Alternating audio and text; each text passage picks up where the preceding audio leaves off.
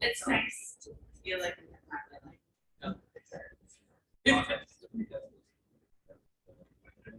Yeah, it is. Yeah, yeah. There's stuff higher too. no, smart. Well, and like, it's funny, we're I mean, not to Florida.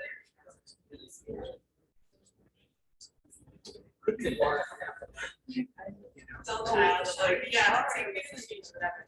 But, it's just too tiny. And, it's just,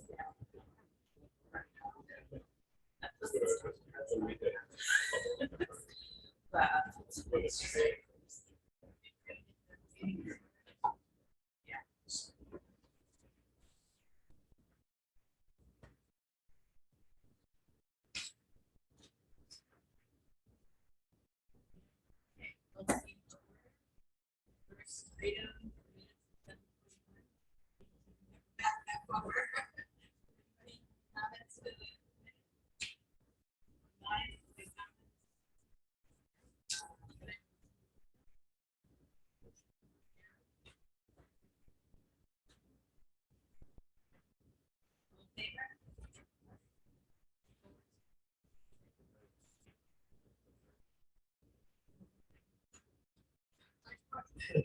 If I go to the minutes, I can look at you were excused. All right. I'm gonna turn it over to staff.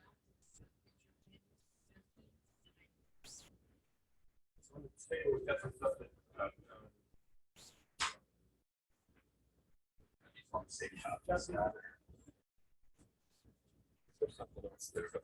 I'm not exactly sure.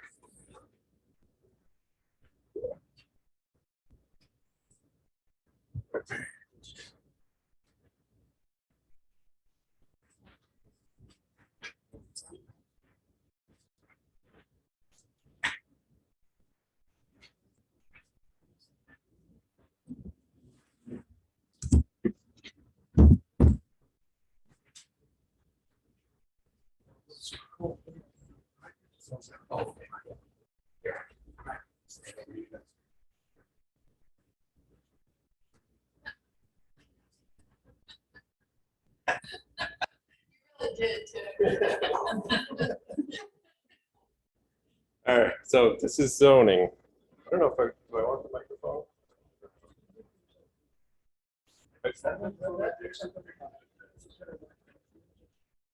Well, I'll see how I do without the microphone, and if people can't hear, let me know.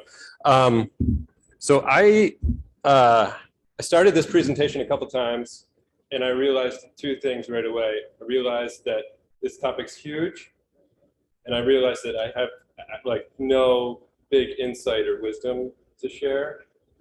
So then I talked to John Cromie, and he totally agreed with me. And he said, let's turn it into a discussion. The initial presentation that I sort of started was sort of a state of where we were, what the zoning is where, what you can do in different places. And we kind of threw that idea out and we said, let's just look back at what we've been talking about through this whole process and look at where we want to go rather than sort of where we are now. So just this is straight off of Wikipedia. Zoning is a method of urban planning which a municipality or government divides land into areas called zones, each of which has regulations. New development that differs from other uses. Primary purpose is to segregate uses that are thought to be incompatible. So I think this is where we start to come in. We start to define what's compatible, what's not compatible. In practice, zoning is also used to prevent new development from interfering with existing uses and or preserve the character of the community. So that's something that we've talked about quite a bit too. So I want this to be a discussion, so interrupt and join in. And I picked kind of 5 or 6 topics that I thought we'd discuss.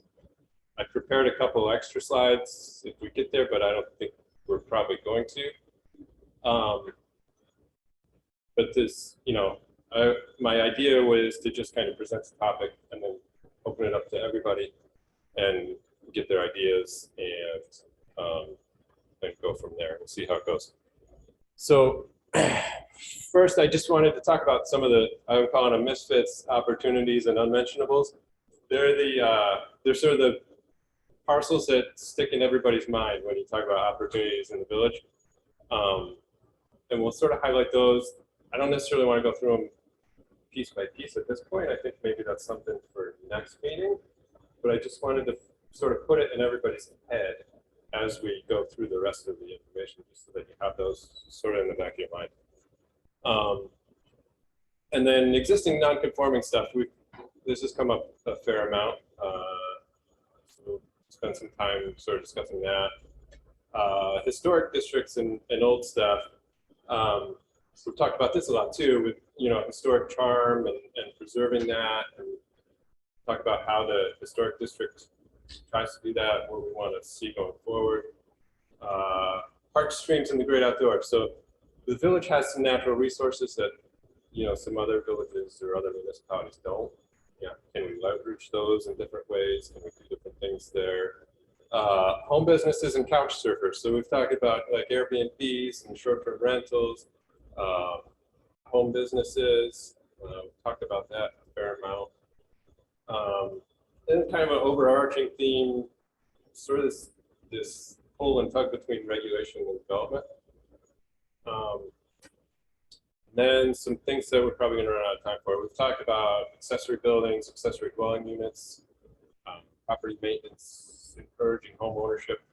Some of these might come up as we discuss the other items too, which is great. There's a big topic right now in the village is sort of these overlays, opportunity districts, PDDs, BUDDs, whatever letters you want to stick together. And again, that might come up. I prepared a slide on that. If we get to it later, we can talk some more about that, but that might come up as we talk about some of the non-conforming stuff and some of the other uses, and maybe one during sort of the regulation and development topic. And then floodplain, that's come up a fair amount too. So talk about that if we get there. So the first item were these misfits, opportunities, and unmentionables. So this is the, just to keep in mind as we talk about Angelica parcel. I think we're all familiar with that. People in the room, if you're not familiar, we can point it out on the map. That's a 6 1/4 acre parcel in the central business district. It's far and away the largest parcel in the central business district. I'm gonna take a wild guess and say the average is maybe a 1/4 acre, a 1/2 acre. That's kind of the average parcel size there. Maplewood, this one comes up often, especially now. It's a 16 acre parcel. It's currently zoned R1. Ricketts, that's an 1 1/4 acre parcel. That's currently zoned commercial, the north end of town. County buildings, this is coming up more and more. Again, just kind of keep these in the back of your mind as we walk through things. They're also in R1, some of them are in a R2 district. Here's one, there's the fairground has a parking lot. It's 9 acres. It's one, 9 acres is a big parcel for the village. It's currently in R1, right? And the fairground itself, that's 27 acres. That's currently in R1. And that might be perfectly appropriate, all right, so there was a time when nobody ever thought about the county buildings leaving, right? Even there was an ad hoc zoning committee put together a couple of years ago. Even in their report, they suggested, making a municipal district. So even a couple of years ago, this was, not even being talked about. The fairground, same thing. I think it's got to be part of our group here to look at these and kind of run through some what if scenarios. Here's another one. We were just talking about this. The the soccer fields on East Ave. There's 4 acres there that's actually in the village, and that's in R1 use. And there's 3 acres. The southern end of that piece is actually in the town of Milton for some weird, strange reason. Let's see, this next one might get me in trouble. There's the Malta School, right? I love this school. My kids go there. It's a wonderful asset to the village, but we gotta look at everything. And I mean, it's true that as far as the school district is concerned, it's got to cost them more money to run multiple campuses. It's got to cost them more money to have a downtown campuses, right? That I believe is in R1 right now.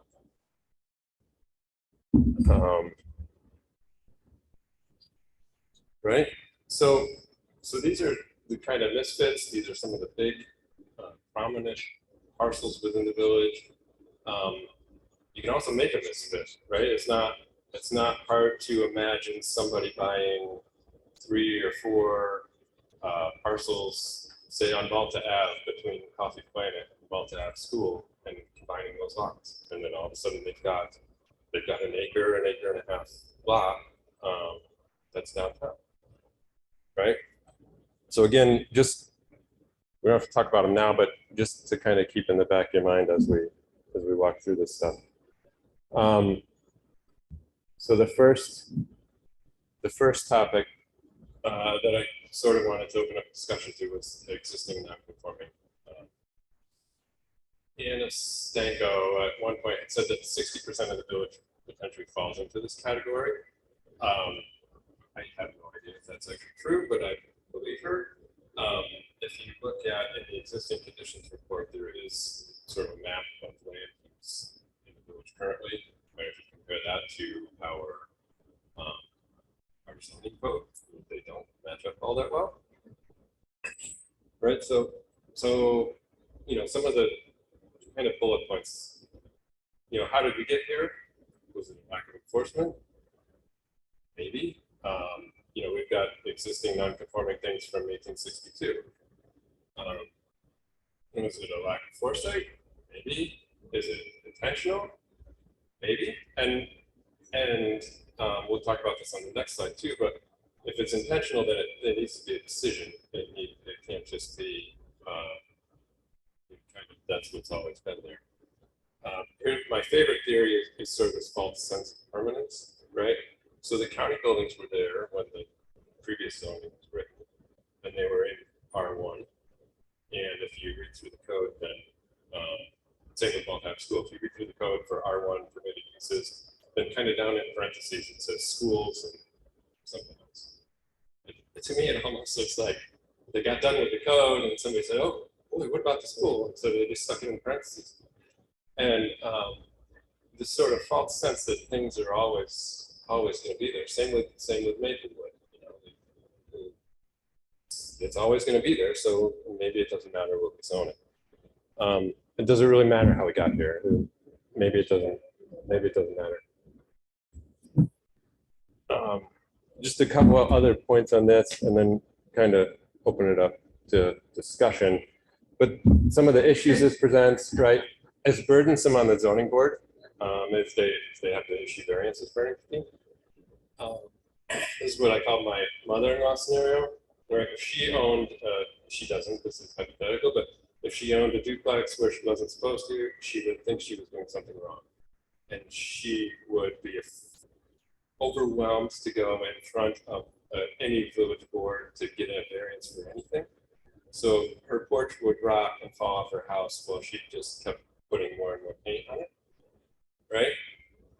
And then there's my father-in-law scenario. He's the total opposite. So he would own the duplex, and he would say, "Well, you know, no, I'm not going to jump through all those hoops.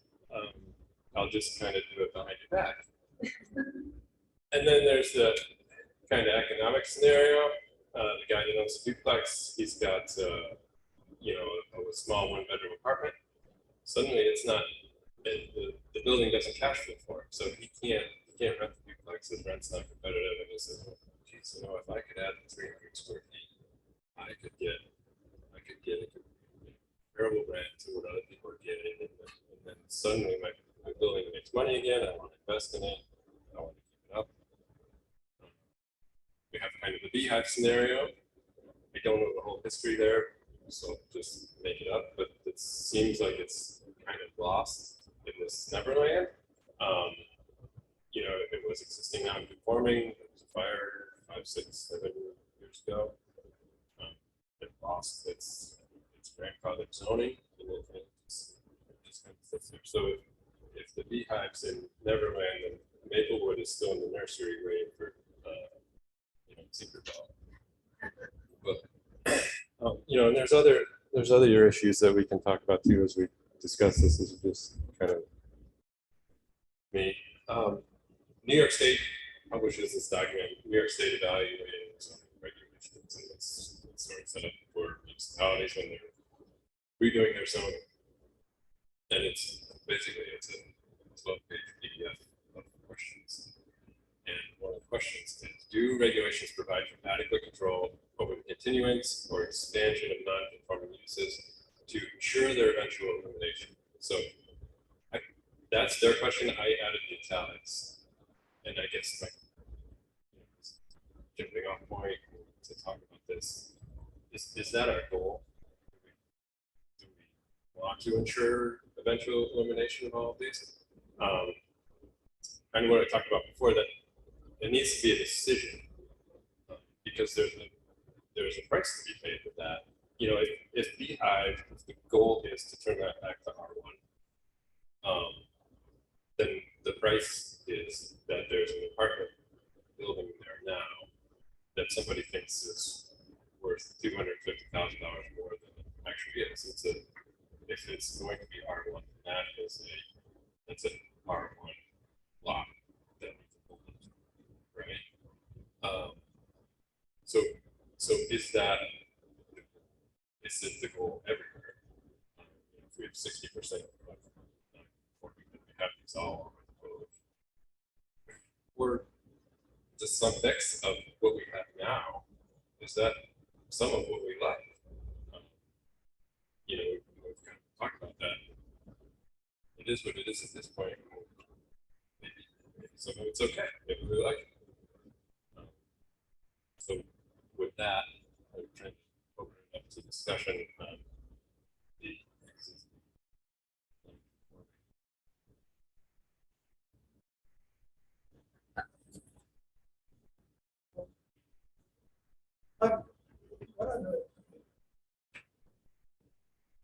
One of the things about the village is that it almost defines, for many of us, defines school. On Bath Street and Bath Street, Hampshire, it's like we have one family, two families, multiple families, we have factory, GDP, and businesses. We've got everything on Bath Street, and it works. This is a enjoyable place to live. Because other people don't want to live in that. They want to have a piece of land. Other people don't live. They live in other places. You can see that turned into something which is cheese. So I like the pride, I like the activity. Yeah, that's right, also the school. So, and I think the fact that there's so much non-conforming use within the village, that most people in the village over the years have accepted the non-conforming.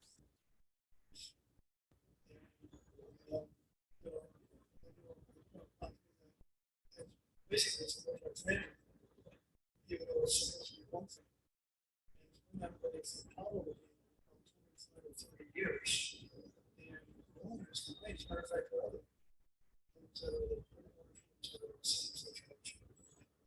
so I think we should look at the non-conforming as guides as to what we should treat the village. I'm sorry to interrupt. We can't hear John. We hear every other word. We could hear Scott, but we're hearing every other word. Sorry. It's closer. I apologize if all you hear is me. Is that too low? No. It's too low, feedback. How about that? We have a reverb.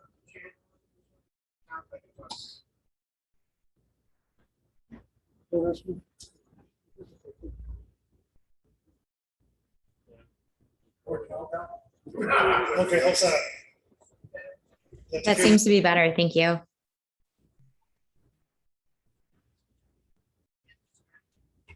I'm not gonna start again. But basically, I'm saying that the village has grown this way is because people have accepted. And there's been some very major non-conforming uses that have occurred over generations or so, up to the current period, that are acceptable. Perhaps we look at those areas where there's the most non-conforming use, and that actually set those as a slide from another one to a different type of that allows more uses than it usually.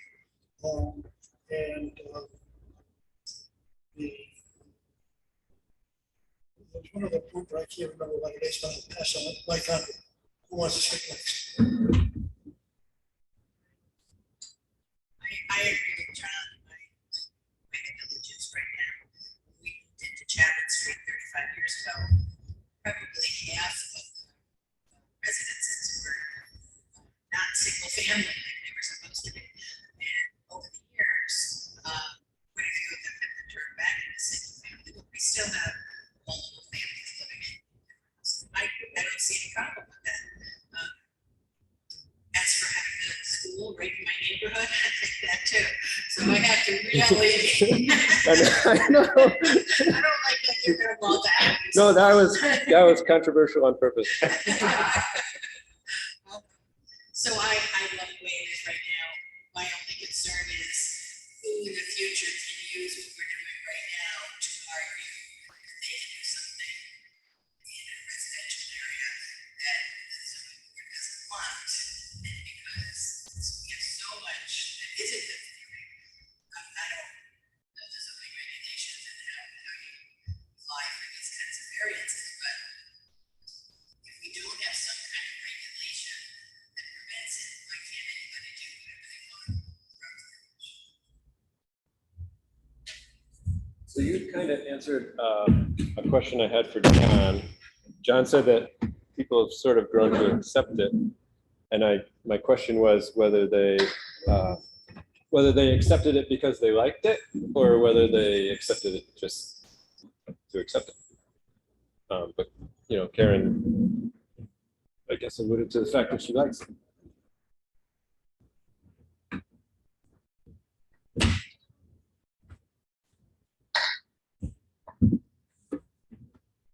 In a sense, I agree with you, Shannon. I think the village should be. The village is unique for a reason, because we have this most performance. Can you hear me now? I'm about 6 inches away from the microphone. Is that better? Yep. Okay, we're getting feedback last time I did that. I think the misconforming is what makes this village kind of unique in what it is. I live on Church Ave, we have apartment houses, a state house, elderly home. And I have a mixed home where I'm playground, single family, duplexes, but houses that look like they're one family, but they're really 3 or 4 families. So, and that fits the village, and people, if they don't like the environment they live in, they just come intensely. Make them enjoy it most of it. That's the answer. I can't really say the answer. I'm not an expert on zoning. I Right. pretend to know zoning. I do know it's what we have a zoning board. That's what they kind of, that's what they're there for. It's just to see see what fits best in the village. We're gonna keep out what's not, define a few times, as I know of. I've lived on Church Ave for 40-some years. Maybe I'd say 40-some years. They've done a very good job as far as making sure what doesn't fit this village stays out. That's pretty much what I So you said you don't kind of not know what to do about it. And I struggled with that when I was doing presentation number one is I don't know what to do about it either. And sort of what I came up with is I don't need to. That's step two. We're step one. So I think in our group we say, maybe these aren't so bad. Maybe we're okay with a duplex next door, and then let the zoning guys figure out how to take it from there. I think that's why it's there. Figure all that out. That's the book. Yeah, I agree with a lot of what's been said thus far. I think your third bullet up here, Scott, at the bottom, this does contribute to exactly the character that we've been talking about for over a year now. That part of what gives us this character is a mixed use neighborhood just about everywhere you are in the village. Whether it's just mixtures of different residential or as John's alluding to down on Bath Street, the mix of some commercial in with residential. And I think that a goal should be to try to maintain that in some form for us, to make sure that we are preserving the character. At the same time, we do need regulation.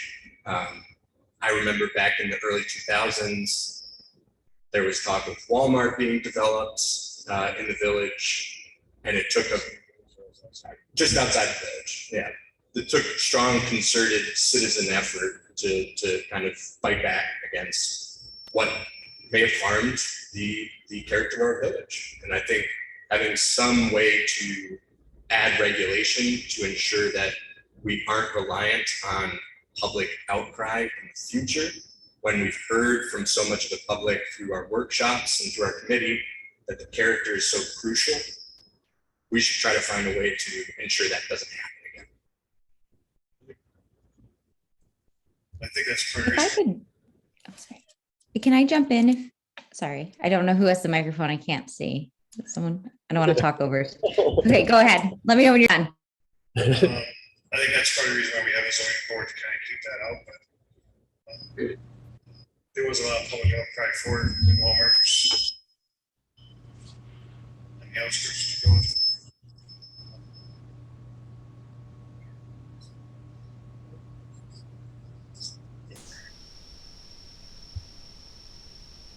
We essentially don't want to also over-regulate either. We have to, like, boom, boom, boom, you know what I mean? Sure, yeah. So Scott was mentioning the push and pull, right, of regulation and development. My point is really just, there are certain things that I think we know from village experience thus far and through public comment that the village does not want to see. And I think a big box store is one of those things. I think that was Monique. Oh, Monique? Hi, everyone. I really like everything that's been said tonight, but I have I kind of want to take it back to a simpler, my feelings on it. I really like Scott's example of his mother and father-in-law. And I think if we take it down to individual resident in the village, and I think that's where my personal experience comes from. I like the idea of the mixed use, within reason. I think that does define our character.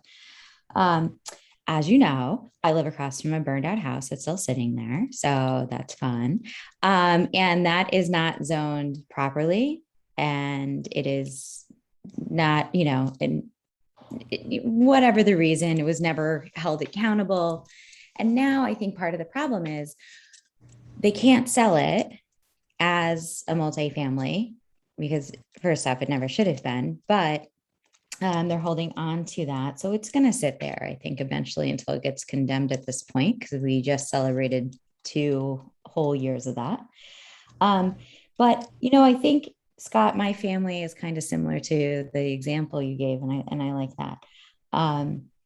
Some of us who are afraid to do the wrong thing by trying to fix our existing structure, because we don't want to do the wrong thing, right?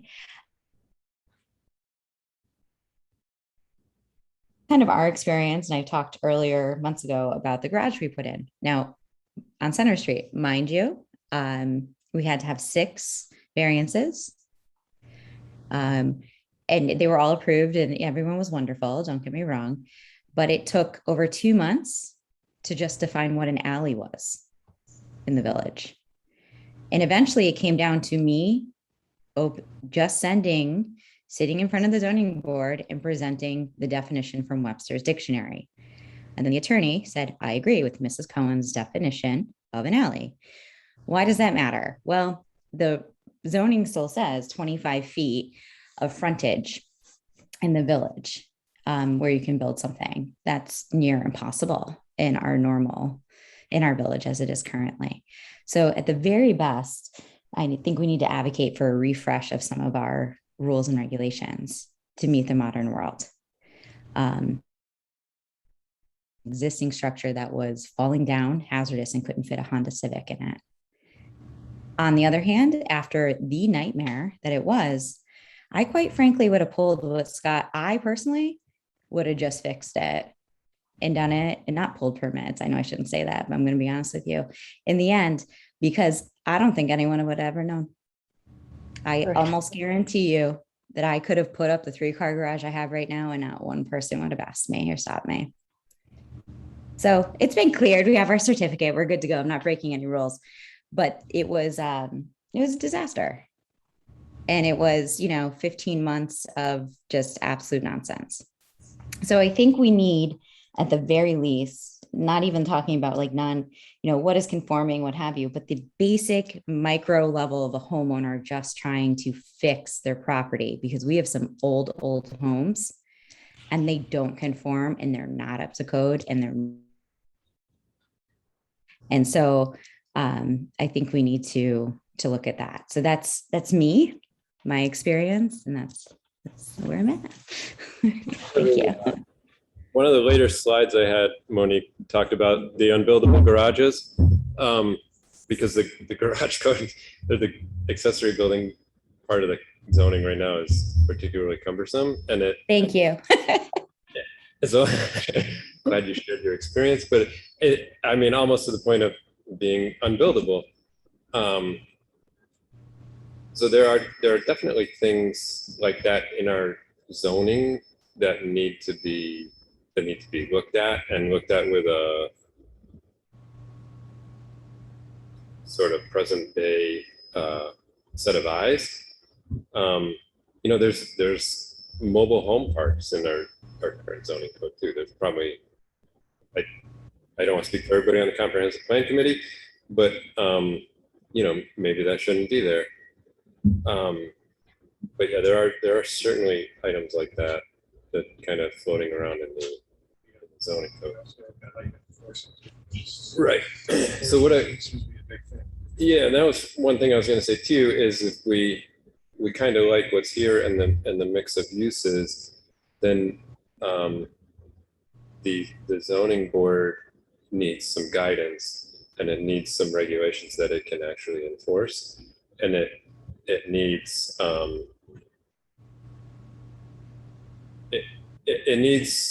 it can't become a burden to the zoning board to hear everybody that wants to. Right now, as it stands, almost everybody that wants to build a detached garage in the village, you could almost guarantee that you're going to need a variance for that. And that certainly shouldn't be the case. And, some other existing non-conforming things too, if we say we like them, then why should they have to go to the zoning board for approvals? I agree with that. And just to add to, I found a lot, sorry, Marilyn. So I saw a lot in there too. Now that I have, most of us are plots aren't very large. And so there's a percentage of use that you can use on your land. You know, if I wanted to put in a pool, I now have to come back to the village zoning board and say, please give me my space for a pool because I'm over X percentage. So there's just some things I think that could be cleaned up and modernized, because it is, I mean, the zoning board, I agree with you. My point is, I agree with you. Almost everything would have to go there. And that's just really clunky.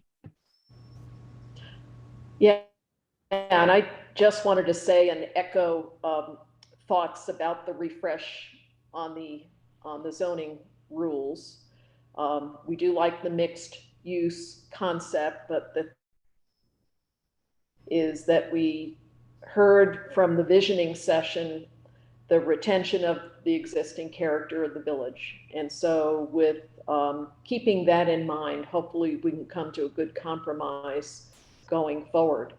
But the other thing I think that has been lacking for quite a while is just really that communication from the village and that information to people who own property within the village with respect to who they should start with, who they need to consult with before they start making changes to their property, so that they're not in this constant mode of asking for forgiveness after they've done something. And that seems to be what we've encountered, you know, over the 35 plus years that we've been in the village. And why has that happened? Hey, well, you know, I have no clue except to say, I guess everybody thinks they're entitled to make improvements to their property without respect to considering building codes, you know, the zone in which they live in, or what their neighbors may or may not think about their proposed changes. So again, that communication issue comes forefront. There's got to be everybody on notice. Maybe it's a brochure. Maybe it's a workshop after the zoning comes out. I don't have the answer. I'm just saying something has to be done so that we don't, you know, repeat the past. And I'll just follow up only because I've lived in the village, again, more than 35 years. Jared mentioned the Walmart situation outside the village, the big box. Jared, before that, it was Rite Aid. Rite Aid that was going to locate at the corner of East High Street and Church Ave there. And even though it may have been, you know, a generation before, that was the first test of the village's, you know, will that they didn't want something like that in the historic district in the village of Ballston Spa. And, you know, so it went elsewhere. It went to destroy another community, Hoosick Falls, other communities. And if you go throughout the, you know, just the Capital District region, you will see those types of big box opportunities plop down into small little villages where they really shouldn't be there. Right, you know, around residential areas. So just a little bit of a perspective. Okay, we also have to keep in mind that there are some neighborhoods that don't want diversity. Cornell Hills and Kelly Square, and I would also say for Forest Park.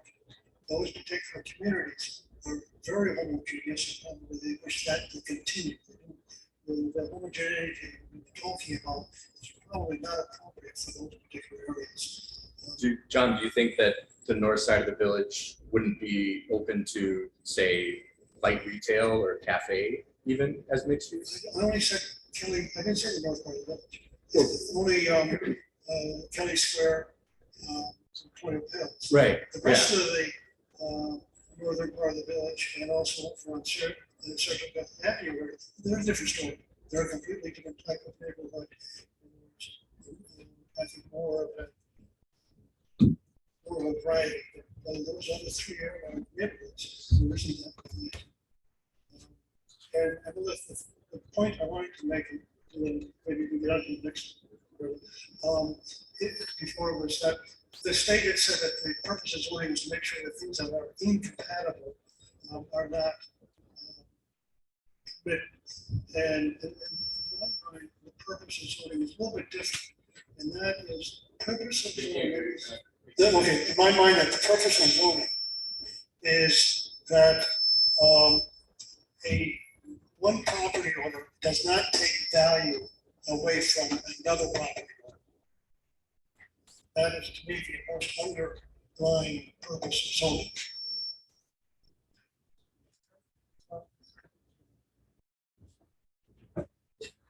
Yeah, help us out. I actually forgot I had 2 more bullet points, but I think we covered them. And what, this is something for the zoning people to look at too, is sort of what other municipalities do. And I don't know the answer. And John kind of alluded to something that I think we'll get to later on, is that maybe all R1 districts aren't created the same. You kind of want to talk about that in the home business section too. Then kind of the next topic was the historic district. The historic history, charm, protect the historic nature, that comes up almost every time we talk. We have a historic district now. Is it working? Is it providing the desired effect? It's a defined district within our village. Does it correlate with the historic nature of the village? Do we change the approach there? Can you do it property by property? Is that even legal? I don't know. The ad hoc zoning committee said the current, they probably spelled process right, but current process can be seen as a burden rather than a resource. So how do we make our historic committee a resource for those that are in the district or that have historic homes or that interest, that want to sort of maintain this history?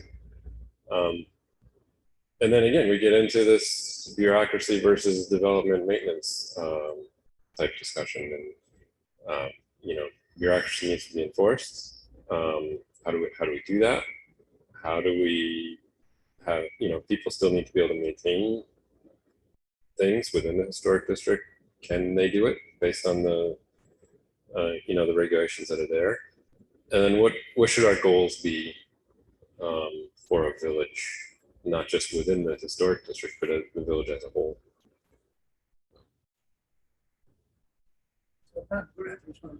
Yes, you.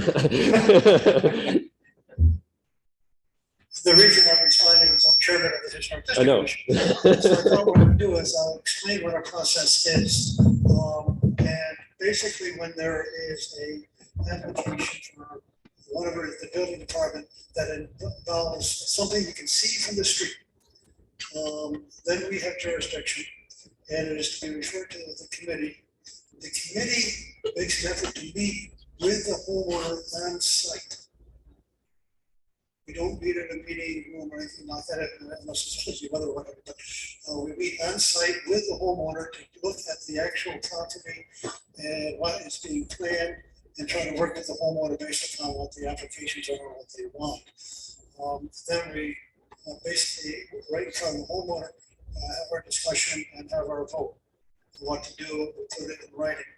And sometimes it's followed by the building inspector and sometimes it's not followed by the building inspector.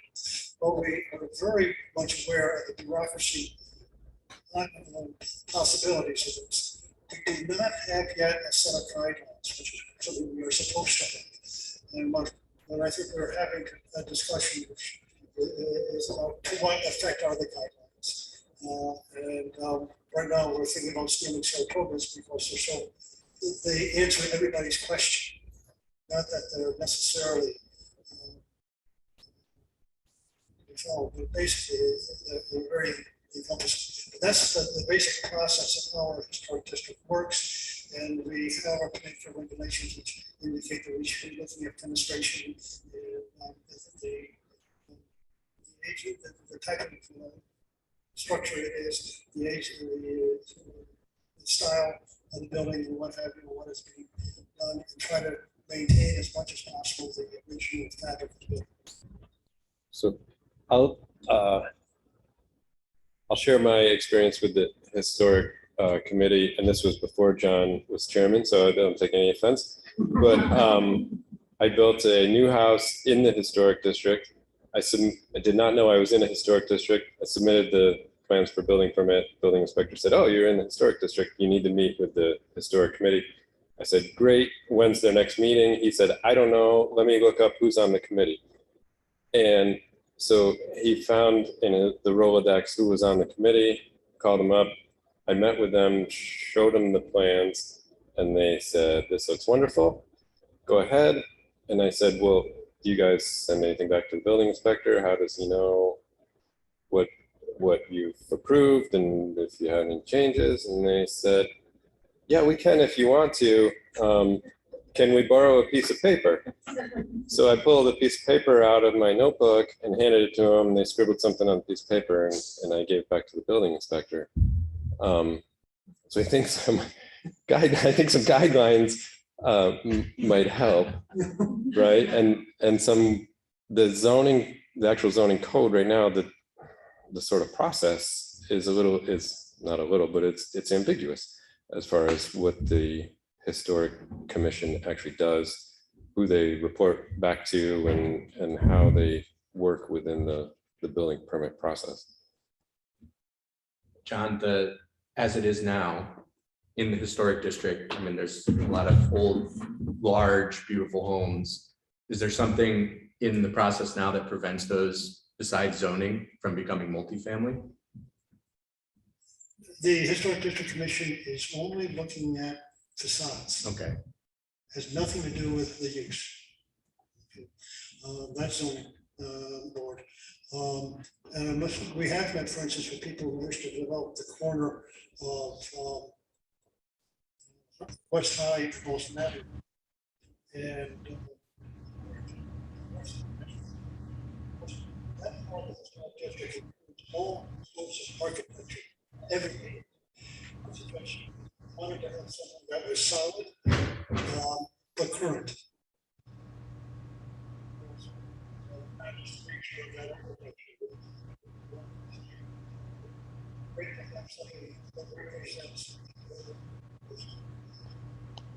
I'm sorry, I can't hear anything John is saying.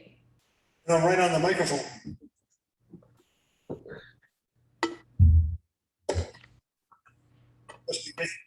Can you hear, Karen? Can you hear me?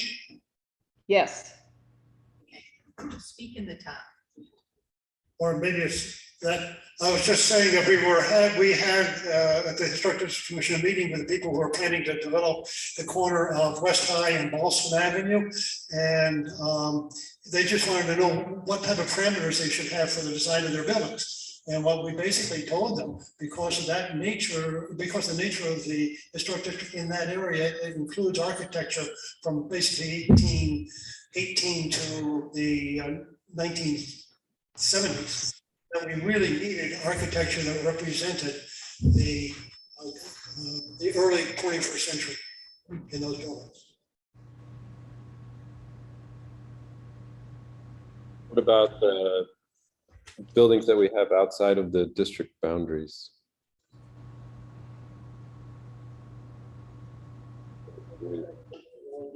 Yeah. Are you asking, Scott, what should we do about character with those? Yeah, I mean, we have other buildings that are outside the district boundaries. Of throw the school back in there. That was built in 1900. I think that's outside the boundaries. Yeah. You know, we have other sort of historic buildings, and what sort of guidance or guidelines do we give them, or do not? I think that's a great question. I would love to see some form of guidelines that advocate for any new development blending with the character of the village without being so restrictive to say you must build in red brick with specific masonry. I think that a guideline should be in place that can prevent the sort of mixed use development we see in cities all across the country now that are pretty cookie cutter, but at the same time enable what John's getting at there too, I think, of something that's new and representative, but also blends in with what we have that exists. Remember that whenever we have a meeting, and the visioning meeting was a good example, but there's been other meetings in the past, everybody always comments about how there's a certain building in town, we all know it, that it's so inappropriate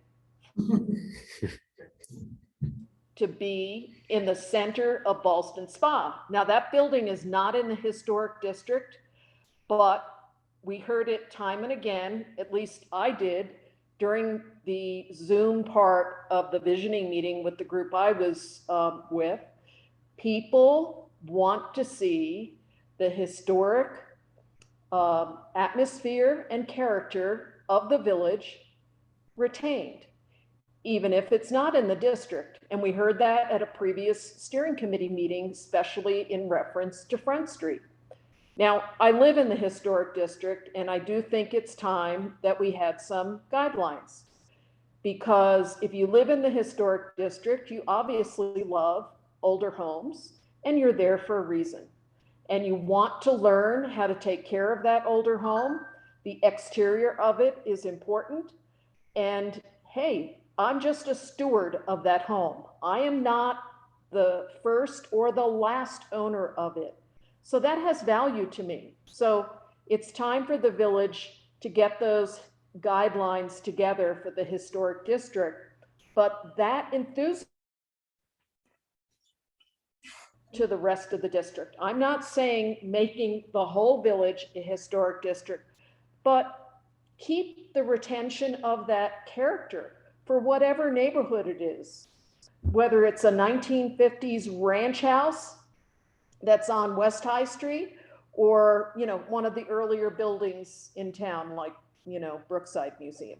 But the public has indicated that's why they come to our village. That's why they spend their money.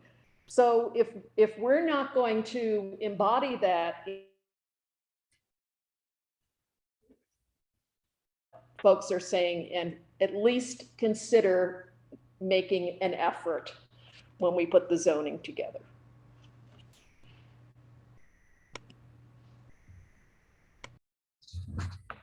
Anyone else online?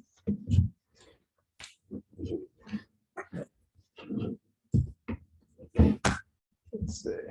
All right, so the next topic was parks, streams, and the great outdoors. So sort of the natural resources and things that make the village unique. This was something that came up in my group during the visioning session. Does the current zoning take full advantage of these resources?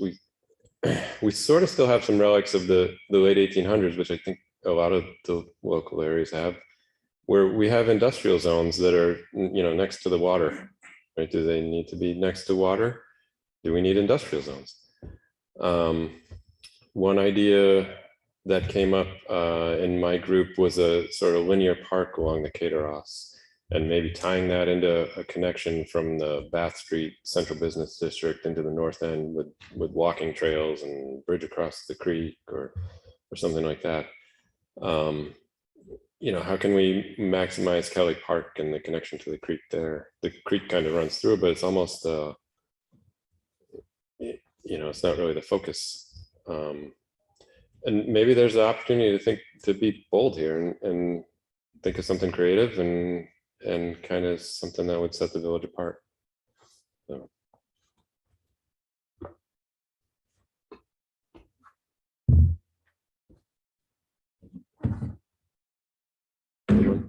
No.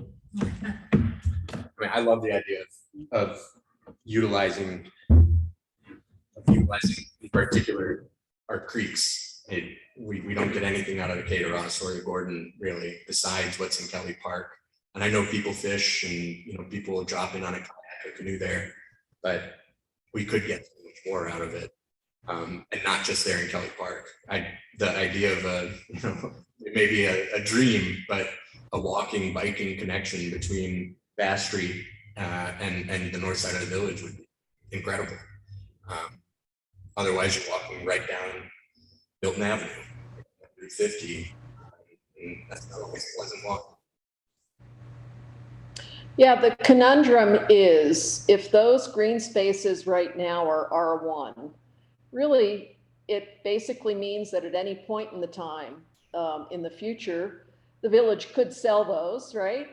R1, R2 for some other use. So the question really is, the conundrum is, does the village value their green space enough to have a dedicated zoning for that area, like a green beltway, a natural resource area, or something along those lines that not only maintain the aesthetic part that we all enjoy, in addition to the recreational, but maybe also contribute environmental impacts, i.e. flood retention, stormwater detention, etc. So that's something that I think, right now in the current structure of the village, except for maybe parks and trees, talking about Wiswall Park or a tree inventory, they're not really getting into the very deep opportunities that green spaces in the village provide, for the whole.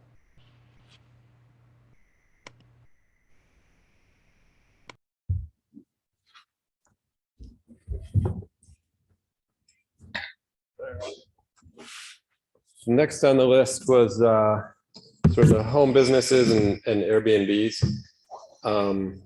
We talked about home businesses a lot. And we can kind of talk about maybe accessory dwelling units and that sort of stuff in this section too, and how that would tie in, and sort of, the where, when, how, what kinds. And this is something that John was talking about earlier, but do the same regulations apply everywhere? Are all the R1 zones created equal? Some R1 zones are more loose than others, where a home business or Airbnb might be less disruptive. How can zoning capture this? Currently, they're all treated the same. How's it controlled? How much control do we desire? Or is the planning board issuing special use permits to residences for each of these? How do we enforce it? Does this provide an incentive for home ownership?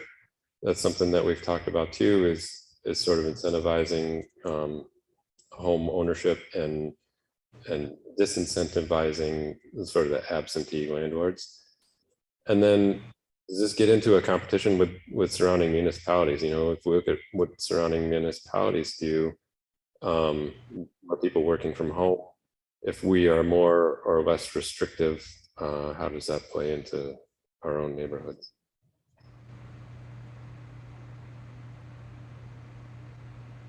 Could I just ask a real quick question, only because I don't know the answer. I don't know what the custom and practice had been at the village level, but is there some sort of a historical record keeping?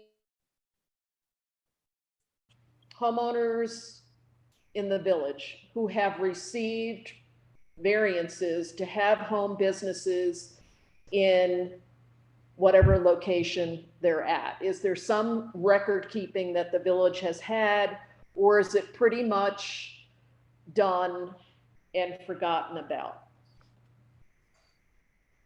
I've been attending zoning board meetings for years and never seen anybody come and say, I'd like to do, maybe at the end of Hyde, that house that was for rent, there was a hairdresser that wanted to do that. And I think that's a lot. I heard about that. I think the answer to that question, is that if there's a home business where they're going to be having people coming in and out, like a hairdresser or whatever, you are going to find those in the zoning records. But most of the home businesses otherwise, you know, if you go to the building board, you're gonna get into trouble. And they're not gonna go to the zoning board. So they just do it quietly, and the neighbors know all about it and they don't care. Or if they do care, they don't care that. So if you're a CPA, for example, you're not going for a variance to run a business out of your home. You might if you're a CPA because you have a People license. coming in and you have. Nobody's got a license. No.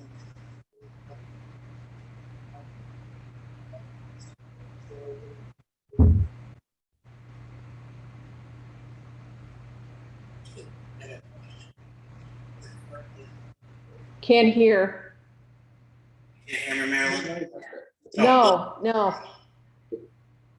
Just a general question about Airbnb and temporary rentals. Is there, or has there been any issues arising from them in the village? So there has been some complaints on file, In Colonial Hills, Colonial Hills. there's been issues with.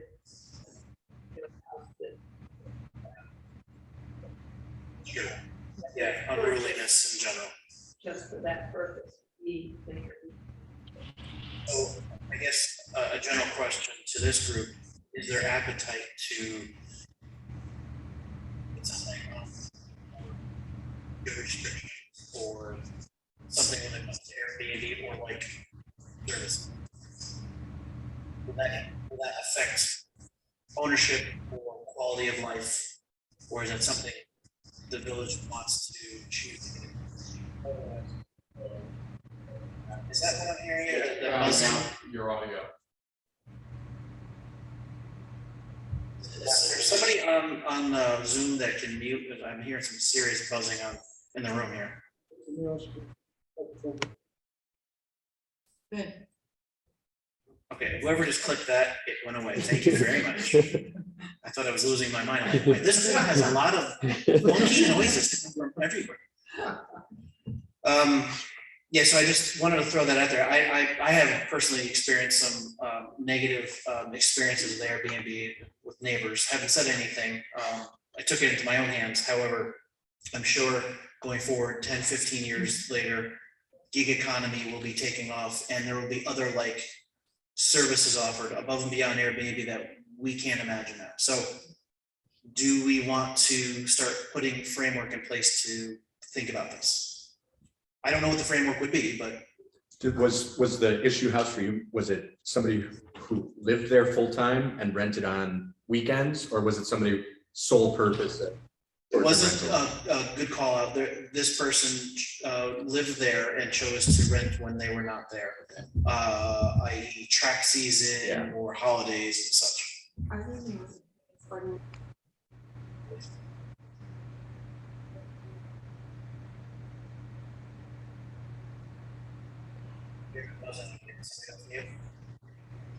I've had similar issues and I'm sorry, I can't hear anything.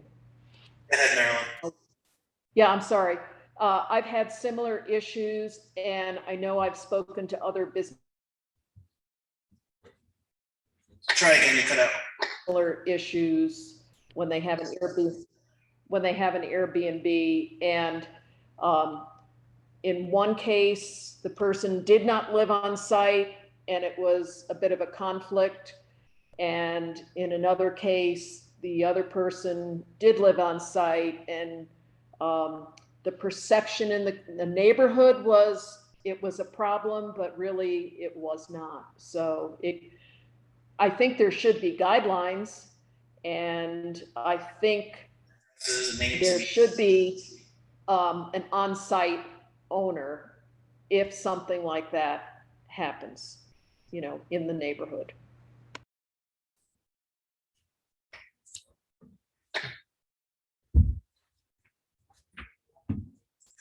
This issue also reminds me of what we were talking about earlier with the multifamily houses and not really wanting to change the zoning to affect a lot of people that really aren't making any problems.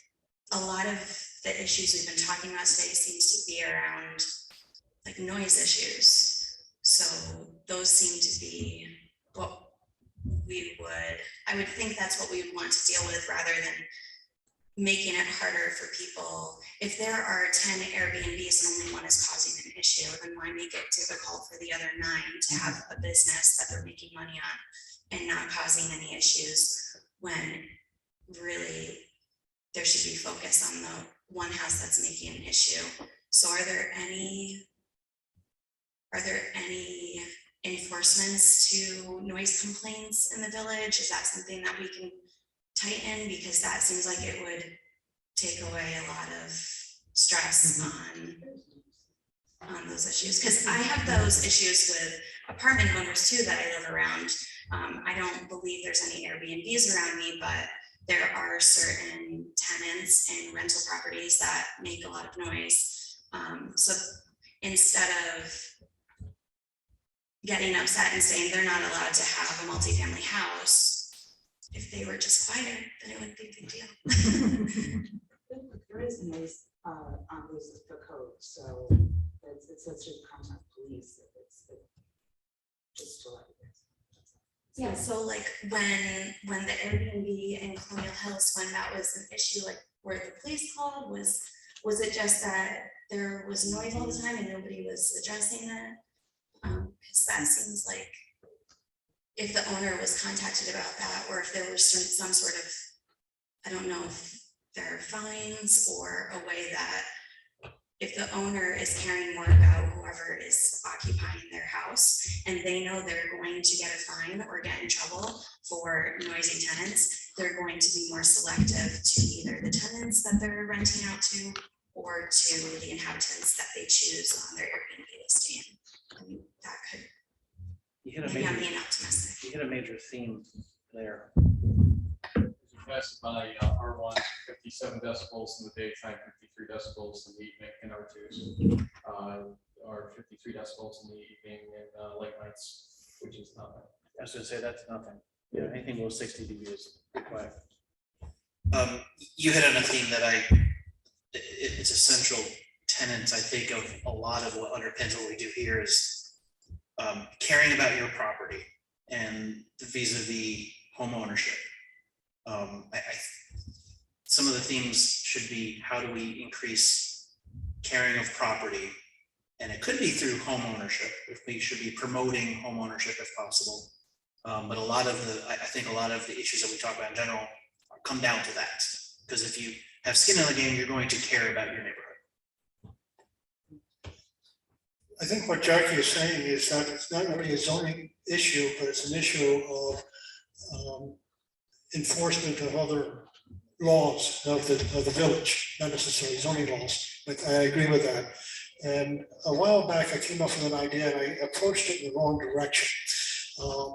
And this goes to trying to make sure that the people are responsible who are in the homes, especially the homes where you end up with accessory dwellings, one bedroom apartments or what have you, or even the VFAs. That one problem, potential problem, is people buying the houses and then turning them into rentals. Another interesting problem is, who do you go after when the house is owned by an LLC or a trust? And that's why I came up with the idea of, in our, not necessarily zoning, but in our enforcement of other laws of the village, that we make the person who is in the primary residence, primary unit within that structure, responsible to comply. And that would discourage an awful lot of people from renting. And it would also make it more difficult for people to try to exploit properties by buying the property and renting out the whole thing. It also takes care of the problem of, oh, you mean your son who lives in California is really involved in this because the son is the trustee? Well, no, Mom, I'm sorry, you're involved because you're living in the primary residence. But to have something in our laws to do that, again, I don't believe that's zoning. The other thing I know about the Airbnbs, there's two things. The positive thing for them is that the more Airbnbs that we have, the less likely we will have a chain coming in wanting to put up a hotel, a motel. in the village. And that I think is very positive. The negative thing about B&Bs is that it takes away potential units for people to rent in the village who don't have that much money. Because the property owner found that it no longer has to worry about all the rental rules of the state of New York and misbehaving tenants and how to get rid of the tenant. They get rid of the tenant every week in their Airbnb, no problem. So there's a real concern, I think we should have also, that if we do too much in Airbnb, we could actually be decreasing the ability of people to live in the village. Was there a lot more that you wanted to discuss tonight? Because we run over already. No, we can stop whenever. Yeah, I had one other thing on the initial list, which was sort of this pull and tug between regulation and development. I don't know if we want to talk about that or if we think we've. Well, if that was on your original list, let's talk about Let's that. do it. and then we'll go into- All right. So, this form-based code or design guideline idea to write into the zoning, right now it's fairly broad as far as what the facade has to look like.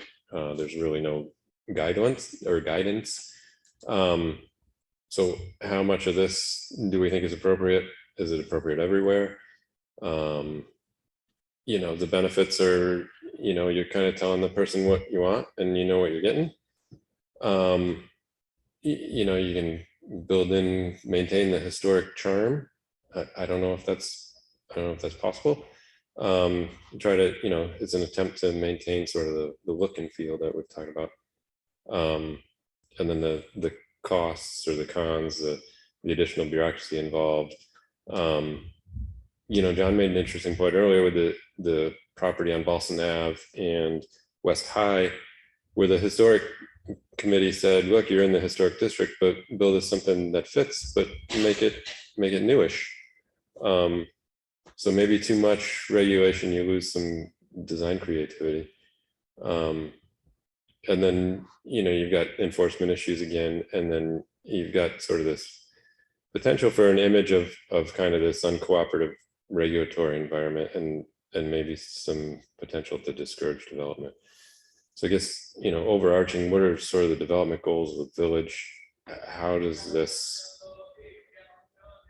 we regulate and still get some of these properties that we talked about at the very beginning sort of developed?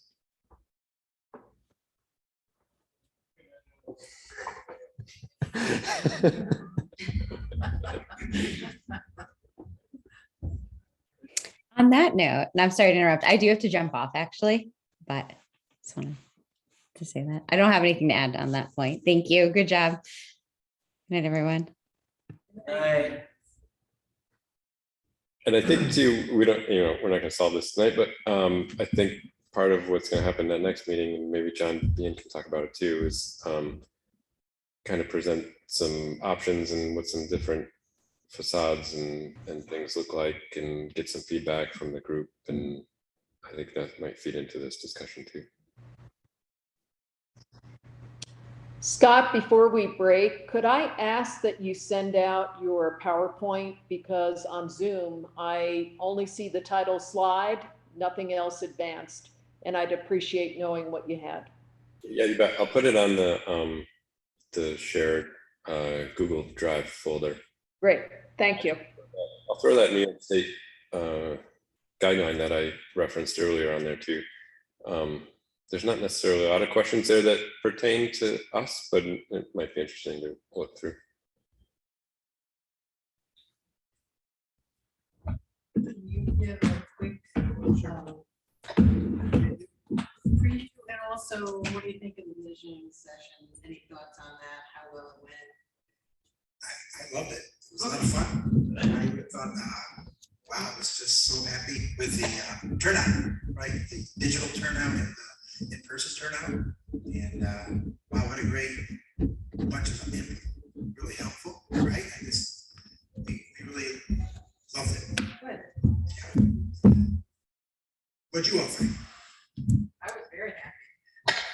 asked me that afternoon, how many people did I think were coming, and I have absolutely no clue. So I was very. So do you want to give a preview of the next meeting is going to be on October 6th. Just to give everyone a heads up about the second meeting in October, we can't have this place to have our meeting on the 20th, so we're moving it to October 18th. So that's a Tuesday, I think. Yes. So, thank you, Scott, for that fun presentation. Pretty good, right? Silent applause. Can't believe I said that. So, but in the same bat channel, right? Same place, same time coming up, we're gonna have a equally fun, maybe even more fun next step discussion, taking this information and conversation, and we're gonna talk about future land use in the village. We'll get into maybe a little bit about some of those areas. So we'll be sending out some material for you all to look at and think about. I would say the village probably has almost zero, I'm guessing zero guidelines about what anything should be like or look like. So I don't think you have to worry about that. You know, I would maybe worry today about that fact, right? That you don't have a lot, right? And you don't know what's wrong with your zoning until someone proposes something that's totally allowed. Right. On the other hand, you probably have a lot of issues because the village was built mostly before zoning. And what they did is what John said, folks put zoning in because once everyone's invested, let's say you've got an avenue of houses on the street, you really don't want, someone, maybe the greatest person, knocking down their house or taking a body, putting in a giant, truck repair facility in your neighborhood, somewhere else. So that's the idea, is to protect. That's what the village put zoning in after. But so now what's next? You have code. So we'll be looking at just kind of how to organize what exists and how to document that. We'll spend some time doing that. We will look at some images about what you folks think fits the village and what you don't think. So we only have an hour or so. So stay tuned. Thank you. Anything else? Anyone online? No more comments? Okay, then we'll adjourn the meeting.